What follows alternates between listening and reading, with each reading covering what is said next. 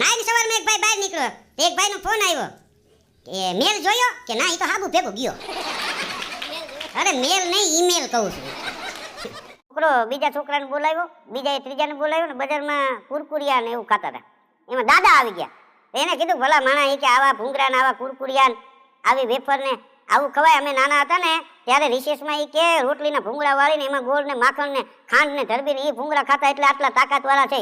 આવા કુરકુરિયા ખાવો ને તો પવન વધારે આવશે તો ઘરમાં પૂરવા પડશે, નકર પરજા ઉડી જાય.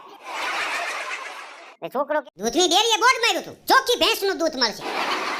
તો હામેની ડેરીના ગરા ગામના વળી ગયા. બોલો, 8 દી આવું આયલું. પછી એક ભાઈએ કીધું તમે બોર્ડ માર્યું છે, ચોખ્ખી ભેંસનું દૂધ મળશે, પણ આમાં તો પાણી નાખ્યું એવું લાગે. તો બોલો કે એમાં દૂધમાં પાણી જ નખાય, એમાં હું પેટ્રોલ નખાય. કારણ કે બોર્ડ માર્યું ચોખ્ખી ભેંસનું દૂધ મળશે. તો કે બરોબર છે, અમે હવાર હાંજ ત્રણેય ટાણા ભેંસને નવડાવીશ, પછી દોઈશ. તમે જો અનુભવી માણસો એમ કહે છે કે ઘરે પત્નીને રૂપિયા આપો ને એનો હિસાબ ન માગો, અને જો તમે હિસાબ માંગો તો તમારે દેવાના નીકળે.